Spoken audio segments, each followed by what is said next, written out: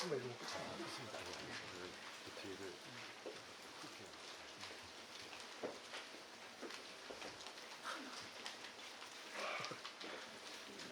한 절씩 교독하고 마지막으로 같이 하겠습니다. 하셨나요? 나간 사람이 베드로와 요한을 붙잡으니 모든 백성이 크게 놀라며 달려나아가 솔로몬 행각이라 불리우는 행각에 모이거늘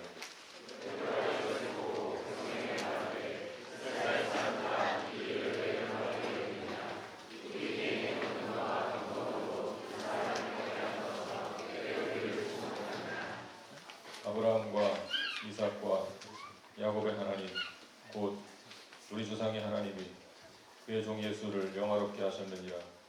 너희가 그를 넘겨주고 빌라도가 도와주기로 결의한 것을 너희가 그 앞에서 거부하였으니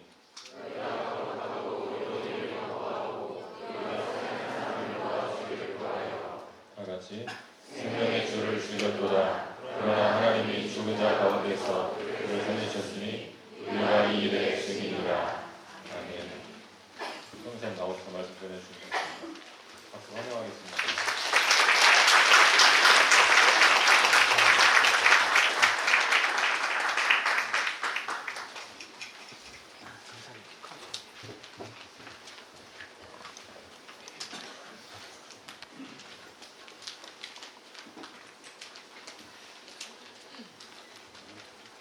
네, 반갑습니다. 계속해서 사람이 많아져서 반갑습니다.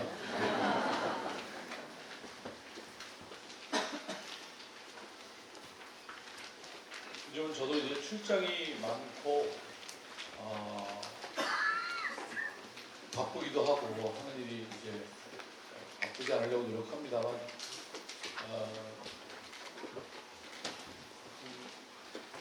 텔레비를 볼 시간이 별로 없는 것 같아요.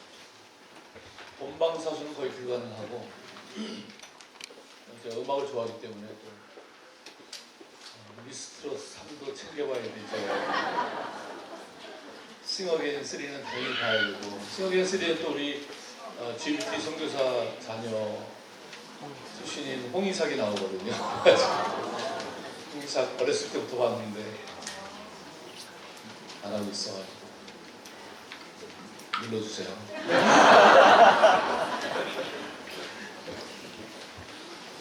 현역 가왕도 챙겨봐야 되고 볼 게 많은데 시간이 없어가지고 이제 주로 뭐 출장 가서 이렇게 화장실에 있을 때 짤로 가보지는 못하고 이제 제가 좀 좋아하는 현역 가왕에서는 전유진을 좀 응원하고 미스트로 3에서는 진혜원이라고 있어요. 진혜원 고등학생인데 빈예서라고 있어요. 어렸을 때 등등 이렇게 오늘 주일만 참석하신 분들은 여러분은 짤로 여러분이 지금 설교를 듣는 셈입니다. 왜냐면 지금 베드로 시리즈를 쭉 하고 있는데 여러분이 다 놓치고 지금 오늘 지금 짤로 지금 설교를 듣는 거기 때문에 하지만 이제 오늘은 좀 전체를 짤 중에서도 왜 그 뭐 배구 경기 같은 거 끝나면 하이라이트를 해주잖아요, 그렇죠? 약간 하이라이트 짤로 이렇게 말씀을 나눠보도록 하겠습니다. 뭐 본문이 사실 이 3장에 굉장히 길어요. 그러니까 성전 앞에 있는 그 날 때부터 걷지 못하는 사람을 이제 우리가 잘 아는 뭐 우리 어렸을 학교 다닐 때 제 세대는 응가금 나 없어도 그 찬양을 많이 부르면서 컸는데 그리고 나서 베드로가 이제 뭐 여기 본문에도 뭐 아브라함, 이삭, 야곱 얘기 나왔지만 그 뒤로 가면 모세를 얘기하고 사무엘을 얘기하고 요 앞장에서는 오순절 사건 있을 때 요엘서를 인용하고 이게 그냥 평범하게 들으면 당연히 들은 것 같지만 우리가 3일 동안 추적해 본 바에 의하면 사실 그렇게 베드로가 구약을 저렇게 관통해서 얘기한다고 굉장히 신기하거든요, 사실. 굉장히 신기한 거예요. 그래서 오늘은 이제 우리가 주제가 선교적 주제니까 선교적 제자를 추적해 왔는데 그 선교적 제자가 아직 완성된 것은 아니겠지만 이즈음에서 도대체 이 베드로는 선교적 제자로서 어떤 변화를 가져왔는지 또 선교적 제자로서 어떤 것을 갖추고 있는지 그런 것들을 좀 이렇게 정리해 보려고 합니다. 우리가 선교적 제자로 성숙해 간다는 것은 어떤 것들이 우리 안에 갖춰지는 것을 말하는가, 그것을 좀 지난 말씀들을 이렇게 한번 생각해 보면서 그렇지만 또 지난 번에 있는 것을 그대로 하기보다는 조금 더 다른 관점에서 보면서 정리를 해보려고 하겠습니다. 세 가지 정도 미리 말씀을 드리면 세 가지 정도 여러분이 끝났는데 그 세 가지가 선교적 제자가 이렇게 갖췄구나 아시면 설교를 다 들으신 겁니다. 그러니까 세 가지 정도를 말씀을 드리려고 하는데요. 하나는 방금 말씀드린 것처럼 모세가 구약 성경 전체를 그 전체 맥락을 이해한 사람이 되었다는 것입니다. 그러니까 여러분이 선교적 제자로 성숙해 간다는 것은 성경 전체의 그림이 여러분한테 들어와야 되는 것이죠. 그것을 위해서 올해 열심히 성경을 묵상하는 건 그대로 해야 되겠지만 묵상 정도가 아니라 전체 스토리를 이해하려고 하는 그런 책들도 많이 나와 있으니까 그런 것들 좀 보시면 좋을 거예요. 전체 맥락을 이해하는 것이 필요하다.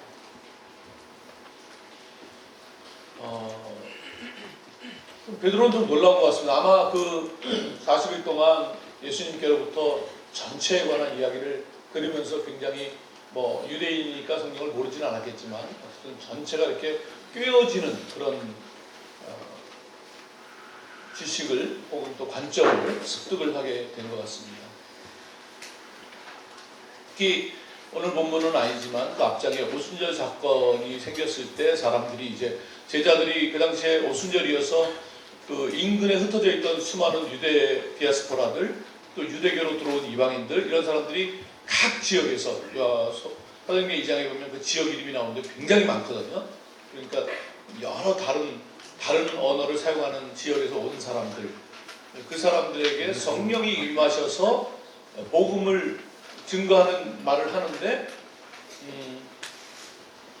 그들이 그런 언어를 배운 적도 없지만 특별하게 하나님께서 그 제자들의 입을 바꾸어서 그 온 사람들의 언어로 복음이 말해지는 역사가 일어나게 되면서 온 사람들이 당황하게 되죠. 우리의 언어로 어떻게 되는 것이 어찌미냐? 어떤 사람들은 못 알아들으니까 사실 수많은 말로 할 때 놀라는 사람은 자기 언어를 이해한 사람이 놀라겠죠, 그렇죠? 갑자기 유엔 회의를 가는데 나가 말이야 막 이러면 이제 그 전라도 사람이 당황할 거 아니에요, 그렇죠? 알아들은 사람이 딴 사람들은 무슨 말인지 모르니까 술 취했나 보다 이렇게 생각하기도 하고 그랬는데 어쨌든 그런 아침에 그런 사건이 있었어요. 그때 이제 베드로가 일어나서 지금 오전 9시인데 무슨 이 사람들이 술을 먹고 나왔겠냐? 그게 아니고 요엘서에 이미 예언되어 있는 말씀인데 말세가 되면 하나님께서 하나님의 영을 모든 육체에게, 모든 육체라는 것은 이제 그리스도를 주로 고백하는 사람들을 말하겠죠. 모든 육체에게 부어주리니 자녀들이 또 젊은이들이 또 나이 드신 어른들 모두가 다 하나님의 비전을 가지게 될 것이다. 그런 말씀이 지금 이루어지고 있는 것이다. 이런 이야기를 합니다. 그러니까 이 베드로가 갖고 있는 관점이 굉장히 놀랍습니다. 구약 전체를 그냥 이렇게 공부해가지고 지식을 아는 게 아니라 그거를 해석하고 있다는 것입니다. 그게 참 놀라워요. 그 중에서 제가 말씀드린 것처럼 지금 아브라함, 모세, 사무엘 전체 요에서 초선지서까지 전체를 깨고 있는데 그걸 다 제가 다 알지도 못하지만 어쨌든 그 중에 한 가지 그 전체 맥락을 통과하는 것 중에 한 가지 중요한 거 말세라는 거에 대해서 조금 설명해드렸습니다. 전체 맥락 중에서 말세를 이해했다는 거죠. 말세가 되면 하나님께서 성령을 모든 육체에게 보인다고 했는데 그게 지금 이루어지거든요. 지금 말세가 시작됐다라고 지금 성령 사건을 말세 사건으로 그가 전체 맥락 속에서 인지하고 있었다는 것입니다. 굉장히 놀라운 일이라고 생각이 듭니다. 베드로가 쓴 베드로 전서 3장 20절에 보면 이런 말씀이 있습니다. 그들은 전에 노아의 날 방주를 준비할 동안 하나님이 오래 참고 기다리실 때에 복종하지 아니하던 자들이라. 방주에서 물로 말미암아 구원을 얻은 자가 몇 명뿐이니 겨우 8명이라. 그러면서 노아의 방주 사건을 베드로 전서에 언급합니다. 베드로 후서에 가면 이런 말씀을, 베드로 후서 2장 5절에 옛 세상을 용서하지 아니하시고 오직 의를 전파하는 노아와 그 7 식구를 보존하시고 경건하지 아니하는 자들의 세상에 홍수를 내리셨으며, 이렇게 말합니다. 그래서 주목해야 할 단어는 경건하지 아니한 자들의 라는 단어입니다. 이것은 경건하지 않은 자들의 이렇게 우리가 번역했습니다만 워십, 그러니까 하나님께 경배하지 세베스인데, 세베스는 하나님께 경배하는 건데 아는 부정이거든요. 하나님을 경배하지 않는 것, 그 당시 하나님을 경배하지 않는 그 사람들, 그것을 경건하지 아니한 자들의 세상에 홍수를 내셨으며, 이런 용어를, 특별한 용어를 노아 시대 때 용어를 쓰고 있습니다. 이게 왜 놀라우냐면 유다서라는 성경이 있습니다. 여러분 거의 안 읽어보셨을 것 같아요. 한 장짜리여가지고 찾기도 힘들어요. 넘기다 보면 막 휘득 넘어가. 한 장밖에 없으니까 이게 얼마나 사고 나서 한 번도 안 먹고 막 붙어 있어가지고 이렇게. 그 유다서에 근데 한 장밖에 없으니까 1장 14절에 이런 말씀이 있습니다. 아담의 7대손 에녹은 참고로 노아의 증조 할아버지입니다. 그 시대의 같은 이야기입니다. 노아 그 같은 시대의 이야기입니다. 아담의 7대손 에녹이 이 사람들에 대하여도 예언하여 이르되, 그 당시 사람들에게 대해서 예언하여 이르되, 보라, 주께서 그 수만의 거룩한 자와 함께 임하셨나니 이는 무사람을 심판하사, 잘 들어보세요, 모든 경건하지 않은 자가 경건하지 않게 행한 모든 경건하지 않은 일과 또 경건하지 않은 죄인들의 주를 거슬려 한 모든 완악한 말로 말미암아 그들을 정죄하려 하심이라 하였느니라. 경건하지 않은 단어를 하나, 둘, 셋, 넷, 다섯 계속해서 이 경건하지 않은, 그러니까 이 같은 단어거든요. 아까 그 베드로가 썼던 단어와 같은 단어를, 그러니까 상당히 이게 유다서는 이제 유다는 예수님의 형제 유다로 그렇게 이제 알려져 있는데, 예수님이 살아계실 동안은 형제들이 그 예수님을 인정하지 않았는데, 예수님 십자가에 죽으시고 부활하신 다음에 이제 이렇게 야고보도, 형제 야고보도, 형제 유다도 이렇게 예수님을 따르게 되니까 그 40일 동안 이게 베드로가 쓰는 단어와 특별한 단어와 이 유다가 쓰는 특별한 단어가 같다. 여기에 그 경건하지 않은 계속 쓰는 거 보면 아마 그때 예수님께로부터 전체 맥락을 들을 때 함께 들은 것이 아닌가 하는 생각을 하게 됩니다. 여기서 이 사람들이 무엇을 위했을까? 말세라는 단어와 에녹과 노아와 여기에 어떤 그들이 이해하게 됐을까를 좀 전체 맥락이라는 면에서 좀 생각을 해보려고 합니다. 말세라는 단어, 말세라는 뭘까? 말세가 뭐예요? 어떤 때 말세를 씁니까? 초등학교 1학년 애들이 뭐 양담배를 모여서 폈다는 세상에 말세가. 그러면 초등학교 1학년 학생들이 양담배를 피는 게 말세라면 기독교인의 사명이 뭐가 되겠습니까? 캠페인을 해야 되겠죠? 초등학교 1학년 학생들 학교 앞에 가서 초등학교 1학년 학생들이요, 담배는 몸에 좋은 것입니다, 핍시다 캠페인해서 전 세계의 초등학교 1학년 학생들이 다 양담배를 피면 그때야 끝이 오겠죠. 그렇지 않겠습니까? 성경에는 뭐 세상의 모든 초등학교 1학년 학생들이 양담배를 피리니 그제야 끝이 오리라, 이렇게. 그게 말세라면 그게 말세가 아니라는 거죠. 성경이 말하는 말세는 뭡니까? 그리스도께서 승천하시고 언제일지 모르겠지만 오실 수 있는 가능성이 있는 모든 날들이 말세가 되는 것이죠. 그러니까 말세는 어느 어떤 한 시점이 아니라 사실은 그리스도가 승천하시고 나면 매일매일이 그리스도께서 다시 오실 수 있는 가능성이 있는 날이기 때문에 그 전체 기간을 말세라고 하는 것이고, 베드로는 그것을 보면서 오순절 성령 사건을 보면서 이제 말세가 도래했다는, 다시 말하면 그리스도께서 이제 언제라도 오실 수 있는 그 기간이 우리에게 왔다라고 하는 것을 본 것이죠. 그러면서 이 노아와 에녹 이 사건들을 언급하는 것을 보면 우리가 조금 우리가 지금 살아가고 있는 시대를 말세라고 본다면 저는 베드로가 자기가 지금 어느 시대에 와 있는가를 인지했다고 전체 맥락 속에서 그러면 구약의 그림자와 같은 말세를 이해했고 그래서 그 말세 기간을 살았던 사람들 그런 것들을 이해하고 있었다 생각이 듭니다. 구약의 말세는 아까 말한 대로 에녹 사건부터 시작합니다. 하나님께서 어느 날 에녹을 불렀습니다. 에녹아 세상에 경배하지 않는 모든 자들 저들에게 가서 내가 천군 천사를 대동하고 세상을 심판하겠노라고 가서 전해라. 그런 메시지를 듣게 되죠. 이 유다서에 의하면 그가 예언자였다는 것 아닙니까? 하나님께로부터 말씀을 받아서 세상에 전하는 예언자였다는 것이죠. 근데 뭐 다 찾아보지 않을 시간이거든요. 구약에 우리가 가면 에녹이 65세에 무드셀라를 낳고 300년을 하나님과 동행하고 365세에 죽은 것으로 나오죠. 창세기 5장에 보면. 그러면 300년을 하나님과 동행했는데 300년을 살았다. 그러면 우리가 할 말이 없죠. 사실 그렇죠? 우리는 뭐 그렇게 못 사니까. 근데 365년을 살았다는 거잖아요. 65세까지는 놀다가 그 다음부터 하나님과 동행했다는 거잖아요.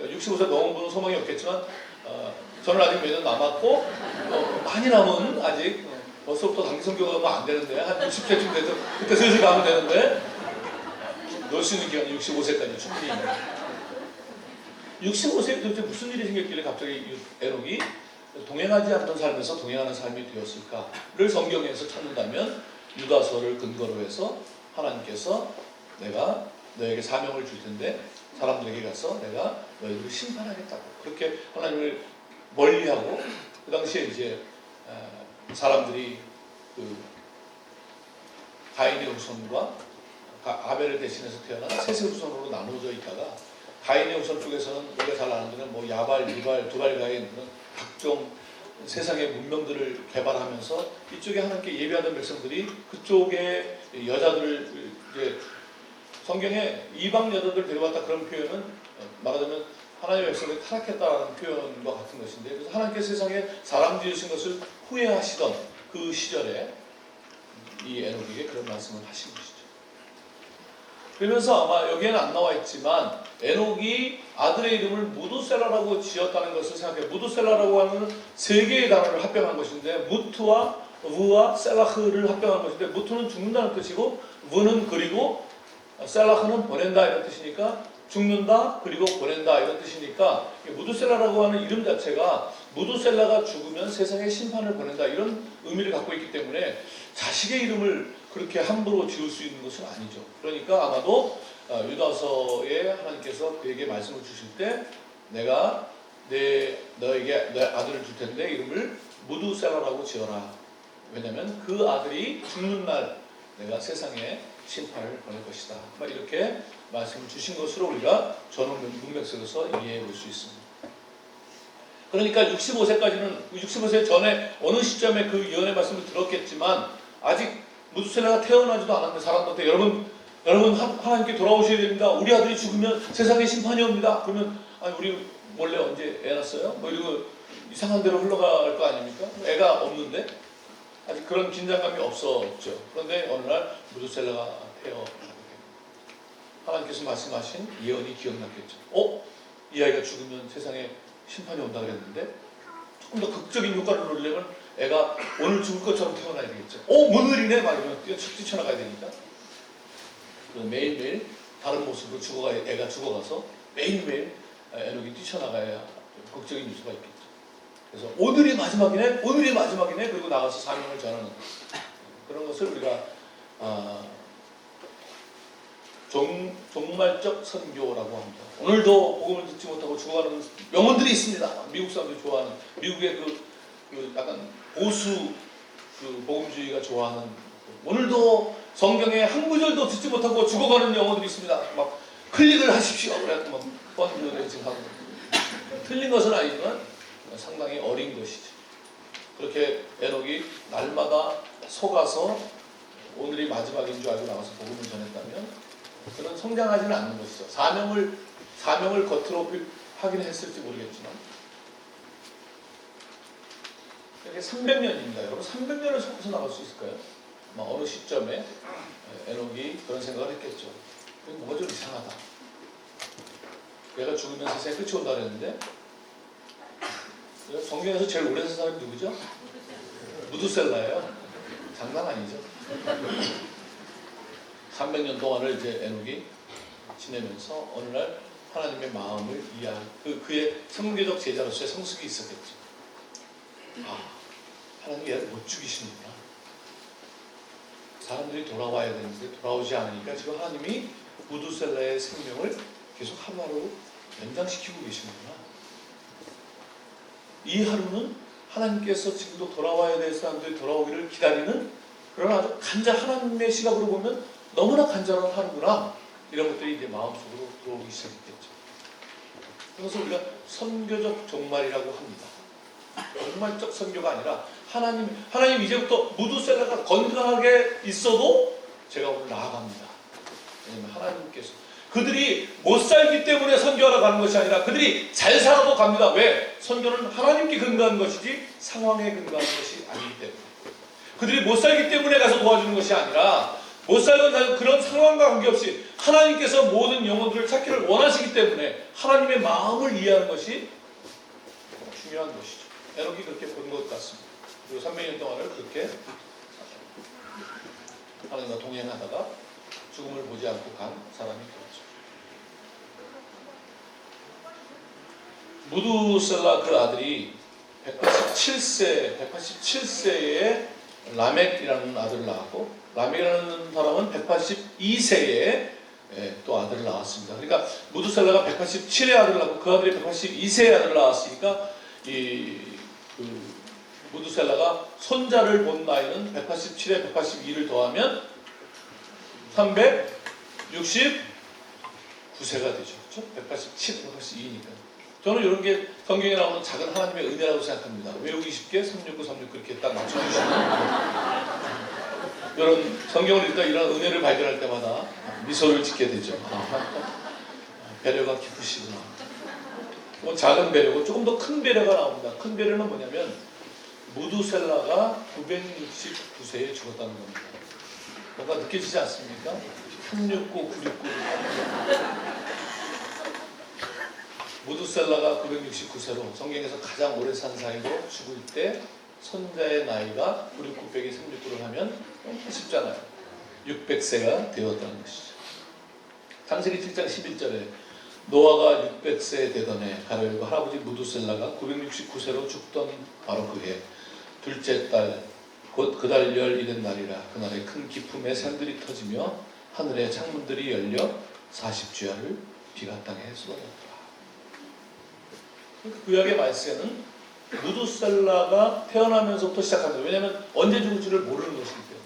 그러니까 이걸 근거로 말세는 몇 년에 올 것이다 라고 말하는 것은 다 이단이죠. 왜냐하면 그 당시의 사람들은 무두셀라가 태어나면서부터 시작된 말세가 언제 될지 몰랐고 또 실제로 무두셀라는 엄청 오래 살았고 그 당시에 아버지가 죽고 아들이 죽고 손자가 죽고 순서대로 죽는데 무두셀라만 그 법칙을 어기고 아버지 라멕이 아들 라멕이 죽었음에도 불구하고 무두셀라는 살아있는 이런. 그러니까 노아는 이미 그런 이야기도 집안에서 들어왔을 것이고 그리고 아버지 라멕이 죽었는데 할아버지가 여전히 살아계십니다. 그러면서 하나님께서 지금 할아버지의 생명을 연장시키고 있다는 사실을 알았을 것이고 그리고 또 하나님께서 노아에게 직접 나타나서 또 말씀하시고 이랬기 때문에 아까 베드로도 유다도 여러 사람들이 노아를 인용하고 있는 것이죠. 그 기간, 그 969세라고 하는 그 숫자는 중요하지 않아. 다만 우리가 외우기 쉽게 배려하신 그 기간에 살았던 하나님의 사람들은 에녹과 무두셀라와 노아와 이런 사람들, 이 가족. 그 당시 아직 종족이 만들어지기 전이니까 그 가족을 택해서 끝까지 기다리시던 그 하나님의 사람이 무두셀라를 성경에서 가장 오래 산 사람을 만든 것이죠. 그런 하나의 예지만 그런 이야기들 그리고 선지자들이 어떻게 그리스도를 예언하면서 왔는지에 대한 전체적인 이해가 베드로가 왔고 성령이 임하실 때 그것을 그 사람들에게 이제 진짜 말세가 시작된 것이다. 그러니 이 기간에 이 노아와 이 메시지를 이해한 베드로는 지금 말세가 시작된 이 기간, 언제일지 주님께서 다시 재림하셔야 끝나는 이 전체 기간에 자신들이 어떤 성경적 제자로서 정체성을 갖고 살아가야 하는지가 너무나 분명하게 이해되었다는 것이죠. 우리의 삶을 지금 우리가 지금 어느 자리에 있는가를 보려면 이 전체적인 맥락 속에서 우리의 삶을 이해해야 되는 것이죠. 그런 속에서 내게 주어진 일상과 나를 세우는 자리에서 내가 어떻게 살아가야 하는가가 이 전체 맥락 속에서, 왜 그 속에서 이 선교적 제자 공동체를 만드시는 것이기 때문에 그런 것이죠. 소위 좀 어려운 용어로 하면 통시적인 시각을 갖는 것이죠. 통시적인 시각.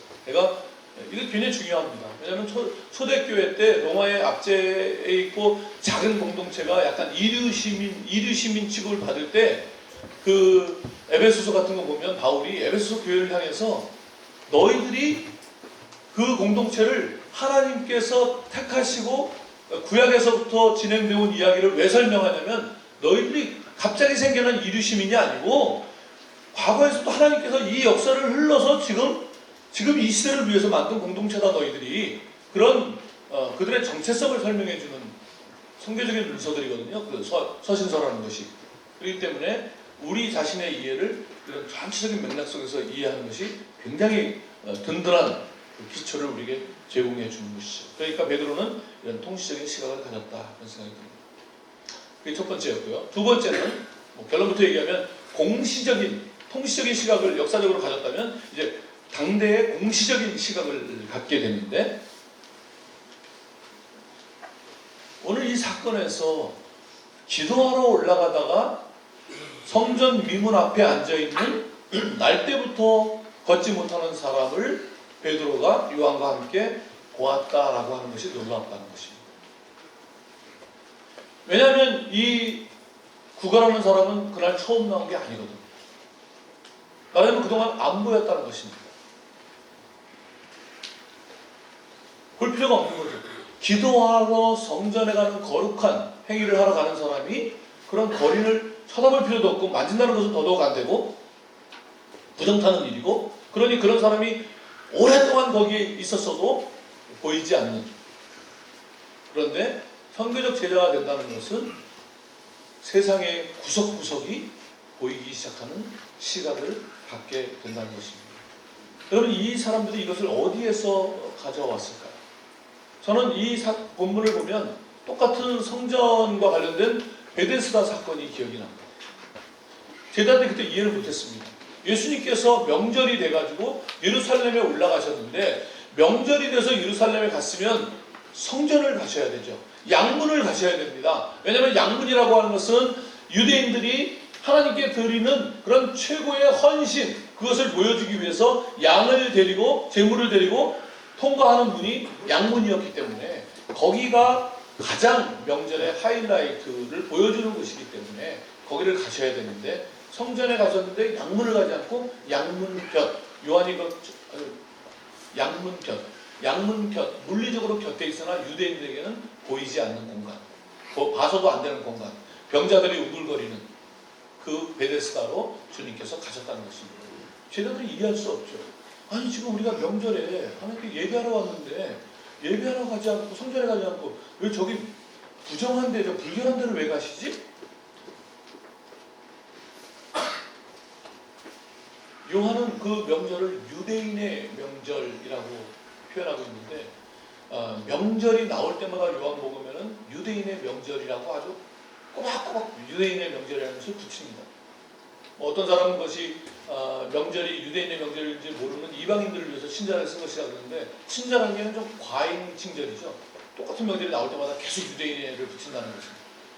그런데 레위기 23장으로 가보면 처음 하나님께서 명절을 제정하실 때 아주 짜증날 정도로 주님 하나님께서 이것은 나의 절기들이니, 이것은 여호와의 안식일이니, 이것은 여호와의 유월절이니, 이것은 여호와의 무교절이니, 계속 여호와의라는 단어를 반복해서 23장 초반기에 쓰고 있습니다. 그냥 이것은 나의 절기들이다 그러면서 쭉 설명하시면 되는데, 나올 때마다 여호와의, 여호와의, 여호와의를 반복하고 있습니다. 이미 설명한 것처럼 이스라엘 백성은 하나님께서 세상에 하나님을 드러내기 위해서 만든 백성이어서 그들에게 준 모든 제도와 모든 것들이 다 여호와의 것이고 여호와를 드러내기 위해서 만든 백성들이었는데 세월이 흐르면서 그것을 자기들만 구원 얻은 특권의식을 갖게 되고 그리고 그 명절은 유대인의 명절. 그래서 엄청나게 하나님께 제사, 그 양의 흠이 하나도 있으면 안 되는 그런 아주 그 약간 강박증을 가질 정도로 하나님께 헌신하는데 하나님, 예수님은 거기에 참여할 의사가 전혀 없는. 도대체 그렇게 뜨겁게 드리는 예배가 무슨 의미가 있는가?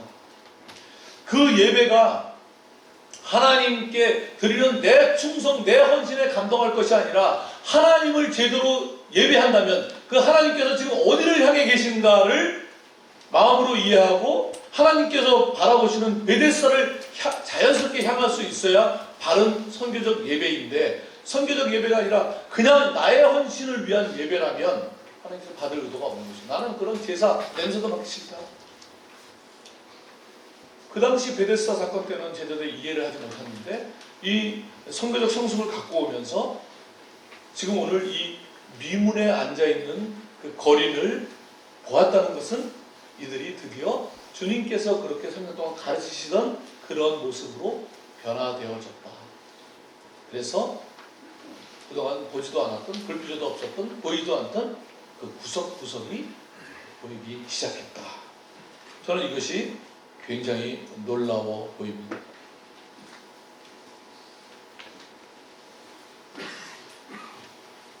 우리나라에 지금 250만 이상의 이주민이 들어와 있는데 우리 바로 곁에 있어도 잘 안 보이죠.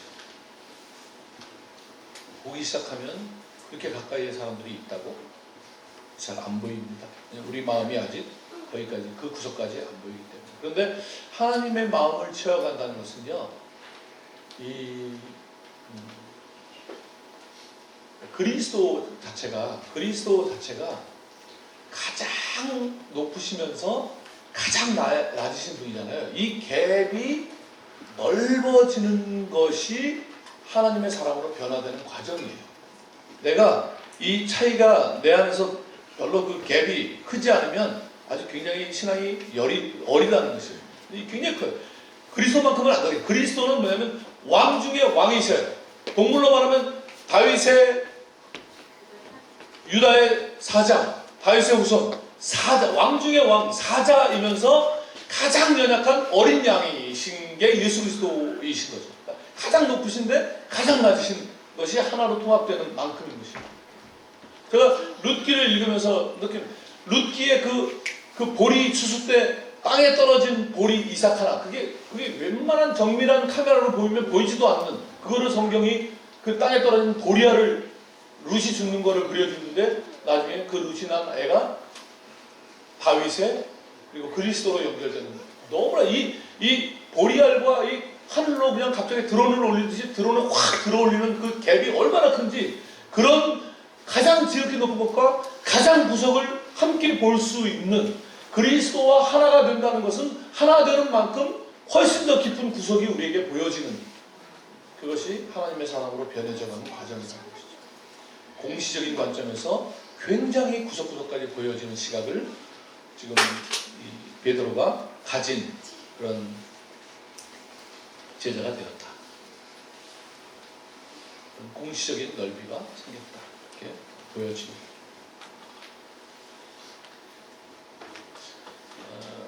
세 번째는 우리를 주목하지 말라.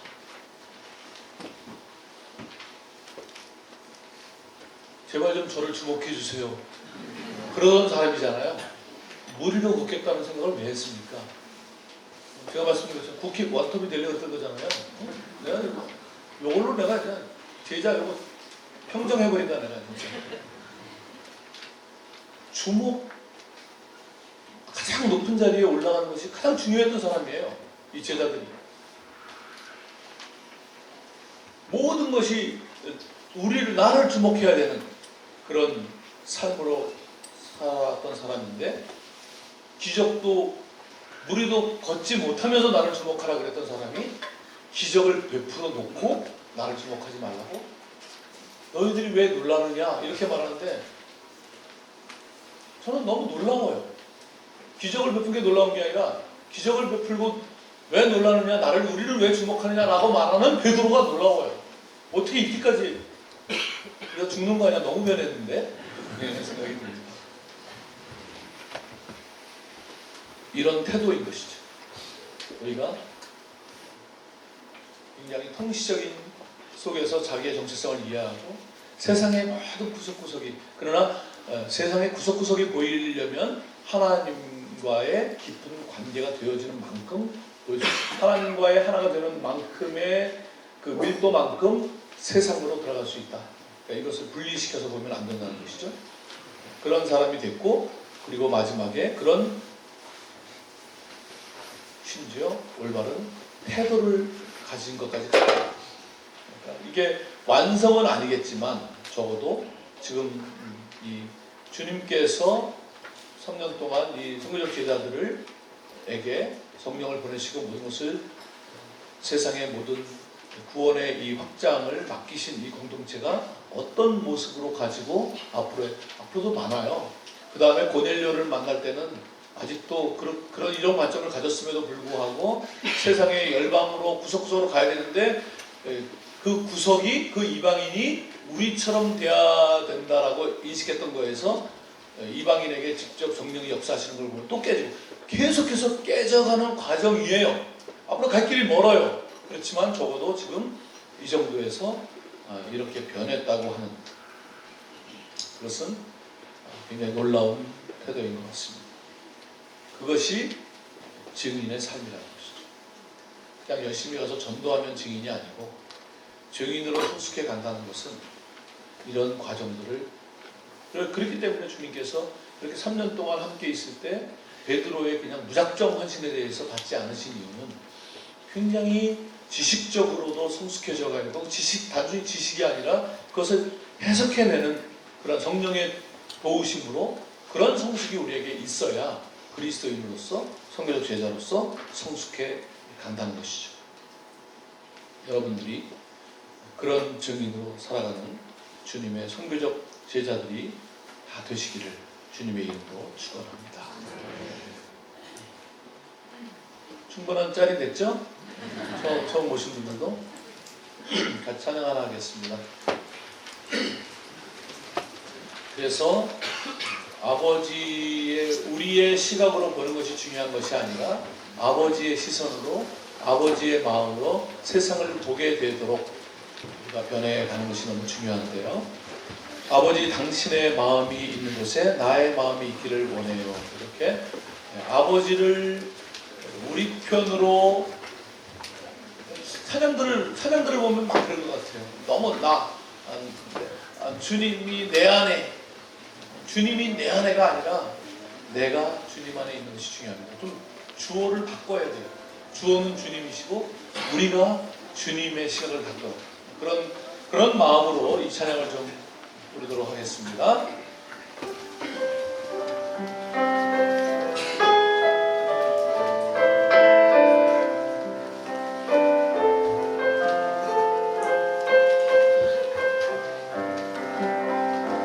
아버지, 당신의 마음이 있는 곳에 나의 마음이 있기를 원해요.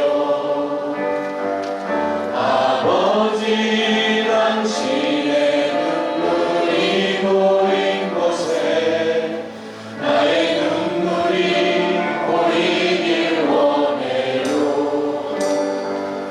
아버지, 당신이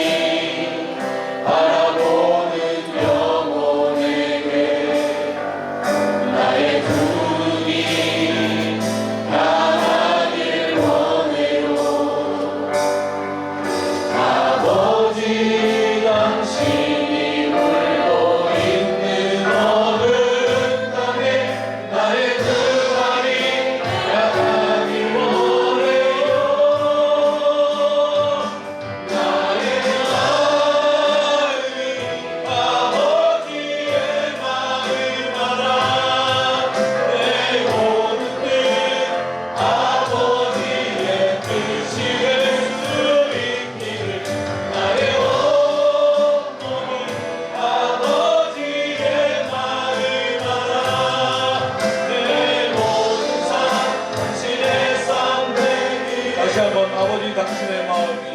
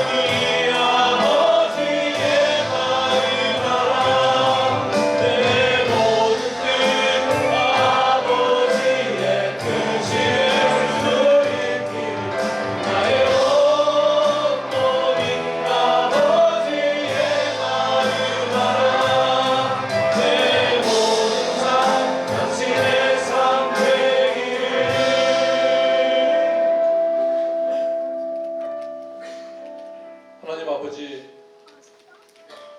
지난 3일간 주님께서 제자로 택했던 베드로의 삶의 여정, 그가 살고 싶었던 삶이 아니라 하나님께서 하나님의 거대한 선교의 이야기 속에 그 한 사람을 어떻게 선교적 제자로 변화시켜 가는지를 살펴보았습니다. 아까 경일 형제가 하나님께 드렸던 그 기도 이상을 드리기는 어려울 것 같습니다. 그 기도를 주님께서 받아주시고 그 기도로 가름합니다. 다만 우리가 오늘 말씀처럼 하나님께서 진행해 오신 모든 역사 속에서 오늘 우리가 살아가는 우리의 정체성과 위치를 발견하게 인도하여 주시고, 그러기 위해서는 성령 하나님께서 우리의 마음을 열어 하나님의 말씀을 깨닫게 하시는 지혜가 필요합니다. 인도하여 주옵소서. 그리고 하나님과 더 깊이 하나가 되므로 그동안 보이지 않던 세상의 구석구석이 한 사람 한 사람이 보여지는 그런 성숙한 사람들이 되게 인도하여 주시고, 그 모든 것들이 이루어져도 왜 우리를 주목하느냐, 주님을 주목하라 말할 수 있는 그런 겸손한 삶으로 살아갈 수 있도록 인도하여 주옵소서. 올 한 해 주님께서 우리를 하나씩 하나씩 선교적 제자로 변화시켜 줄 것을 기대하고 감사하며 예수님의 이름으로 기도합니다. 아멘.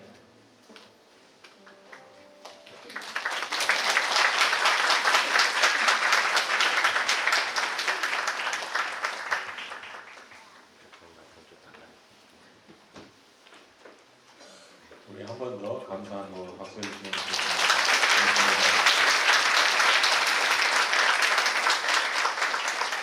이 시간에 우리 유국 단기선교팀 파송식을 하도록 하겠습니다. 앞으로 나오시겠어요?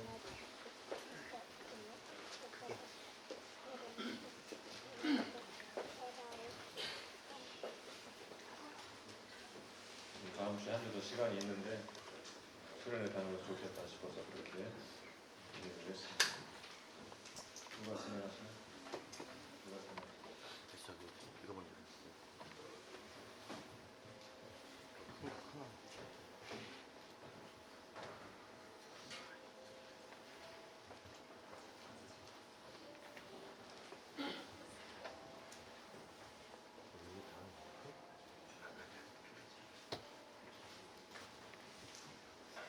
네, 저희는 유국 단기 선교팀입니다. 저희 티셔츠 같이 맞추고 네, 같이 힘을 합쳐서 준비하고 있습니다.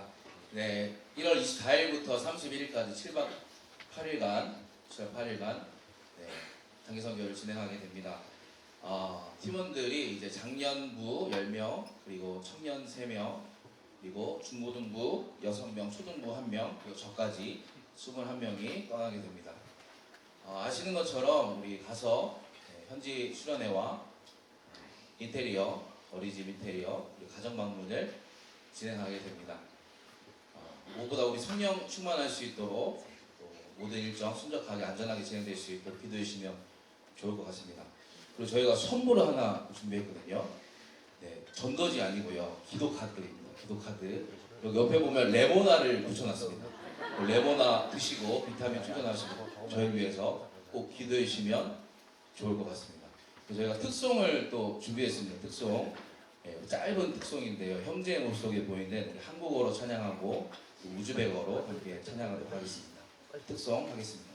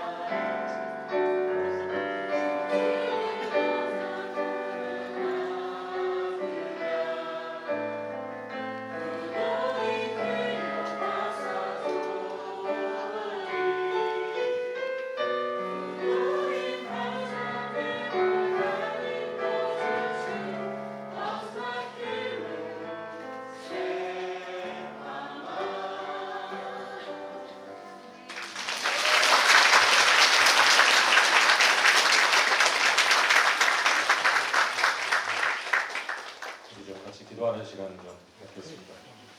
내려가시는 게 좋을 것 같은데 내려가서 좀 앞으로 서시고 기도하면 좋을 것 같아요. 좀 통성으로 기도하려고 하는데요. 여러분 가능한 분은 앞으로 나오셔서 기도하면 좋을 것 같습니다. 저쪽을 보시고 저쪽을 보시고 앞쪽을 보시고 저쪽을 보시고 통성으로 기도할 텐데요. 기도할 때 앞으로 나오셔서 자유롭게 손을 얹으시고 기도하면 좋을 것 같습니다. 세 가지를 기도하겠습니다. 성령의 충만한 임재를 경험하는 시간 될 수 있도록 기도해 주시고 새벽 열매를 잘 맺을 수 있도록 안전하고 건강하게 다녀올 수 있도록 통성으로 기도할 때 나오셔서 기도해 주시면 감사하겠습니다. 우리 같이 기도하겠습니다. 하나님 아버지, 사랑하는 주의 형제와 자매들 현지지로 보내는 놀라운 소원 주셔서 감사합니다. 하나님의 자녀들이 자원해서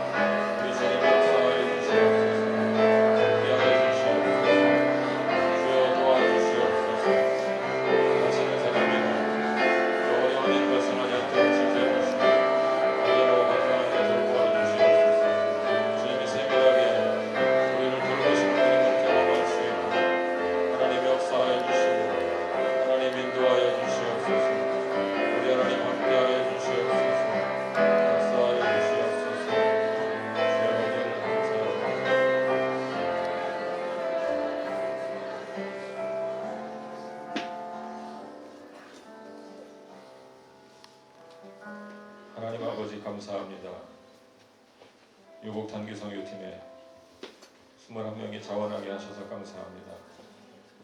다양한 은사와 재능을 가진 형제와 자매들이 자원해서 섬기는 기회를 주셔서 감사합니다. 좋은 팀워크를 가지고 준비하게 하신 것도 감사합니다. 하나님 아버지, 무엇보다 이 사랑하는 형제와 자매들이 7박 8일 동안 성령의 충만한 임재를 경험할 수 있도록 인도하여 주시옵소서. 우리의 힘과 능력으로 일하지 않게 해주시고 성령 연사로 일할 수 있도록 역사하여 주시옵소서. 계획한 사역들을 잘 감당함으로 풍성한 열매를 맺는 시간이 될 수 있도록 인도하여 주시옵소서. 선교사님 현지인들의 사역에 크게 유익한 시간 되고 크게 도움이 되는 시간 될 수 있도록 인도하여 주시옵소서. 또한 감당하면서 우리를 통해서 일하시는 주님, 약한 자를 통해서 강하게 일하시는 주님을 만나고 경험하는 축복의 시간 될 수 있도록 인도하여 주시옵소서. 아프거나 다치지 않도록 또 안전하게 우리 모두를 지켜주시고 인도하여 주시어서 건강한 모습으로 귀국할 수 있도록 함께 하시고 인도하여 주시옵소서. 주께 모든 것을 맡기옵고 살아계신 예수 그리스도 이름으로 축복하며 기도하옵나이다. 네, 박수로 건네해 주시면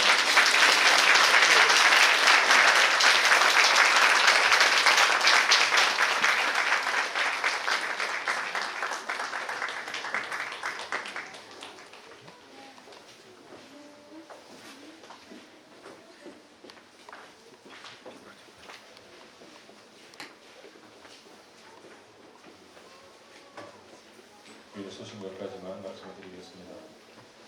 기부 명수증 필요하신 분들은 신청서를 작성하시거나 이메일로 신청해 주시기 바랍니다.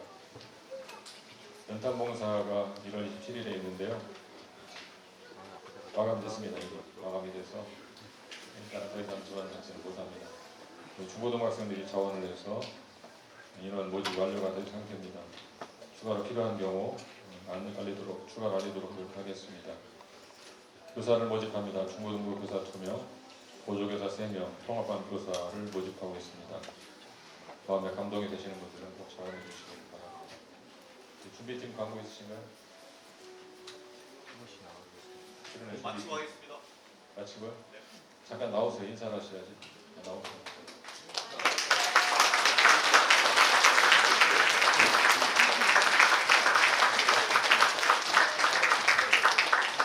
준비위원들 다 나와주세요.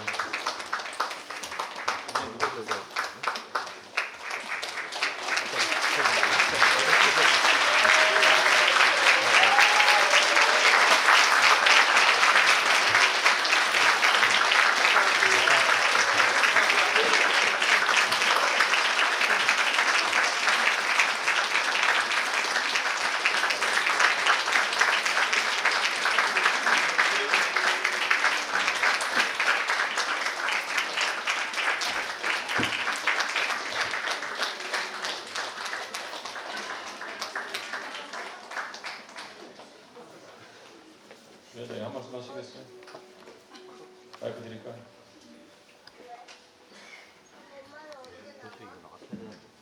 우선 저희 보시면 수고했다 했습니다. 격려해 주셔서 감사하고요. 저희가 더 우리의 작은 수고로 여기 이제 성된 자매님들이 수련회 좀 즐기고 편안하게 계실 수 있어서 저희가 기쁘고 보람됩니다. 고맙습니다. 감사합니다. 수고하셨습니다.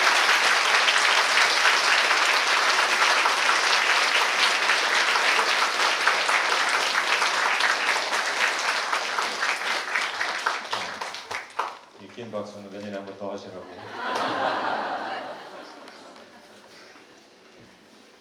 끝나고도 좀 광고가 있을 테니까 잠깐 앉아 계시면 감사하겠고요.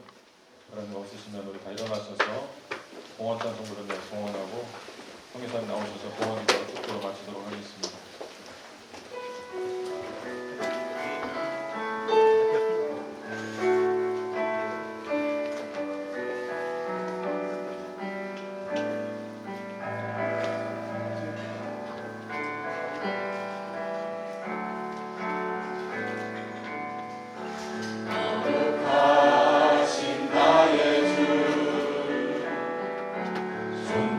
존귀하신 하나님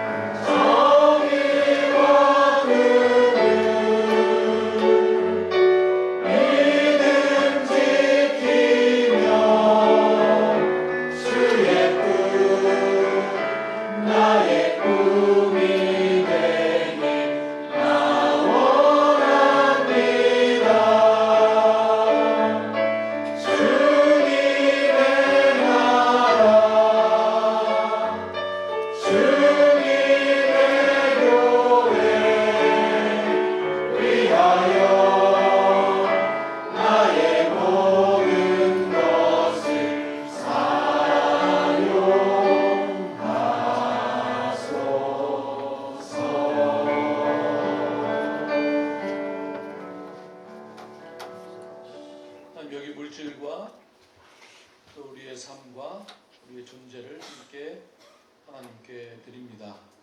하나님께서 주님의 나라를 위하여 사용하여 주옵소서.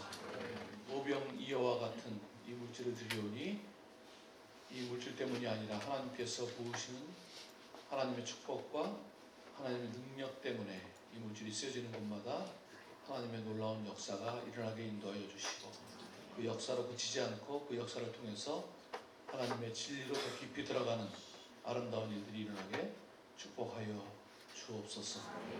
우리의 삶을 하나님께서 인도하시고 복주시고 우리에게 주신 모든 것마다 다양한 모습으로 하나님의 나라를 위해서 쓰여지고 쓰임받는 삶이 되게 축복하여 주옵소서.